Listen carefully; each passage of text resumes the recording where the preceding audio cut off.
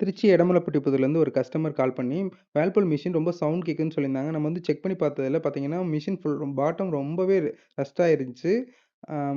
இந்த மிஷின் வந்து பார்த்தீங்கன்னா, கஸ்டமர் வந்து ரெஸ்ட் ரூம்ல வச்சு யூஸ் பண்ணியிருந்திருக்காங்க. அதனால தண்ணி பட்டு பட்டு மிஷினோட கேபினெட் ஃபுல்லாவே ரஸ்ட் ஆயி, உள்ள இருக்க சஸ்பென்சர் ராட் எல்லாமே ரஸ்ட் ஆயிருக்கு. மிஷின வந்து ரெஸ்ட் ரூம்லலாம் வச்சு யூஸ் பண்ணா, மிஷினோட லைஃப் பாதியா குறைஞ்சிரும்.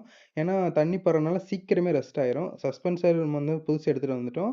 மிஷினோட கேபினெட்டும் நம்ம புதுசா எடுத்து, மிஷின்ல இருக்க ட்ரம்மு, வயரிங் எல்லாத்தையுமே வந்து புது கேபினெட்ல நம்ம ரீப்ளேஸ் பண்ணிட்டு, மிஷின்லாம் மொத்தம் கிளீன் பண்ணி, மேல இருக்க மதர் போர்டு எல்லாத்தையுமே நம்ம ஃபிக்ஸ் பண்ணிட்டு, மிஷின செக் பண்ணோம். மிஷின் வந்து நல்லா நீட்டா புது மிஷின் மாரி ஆயிருச்சு.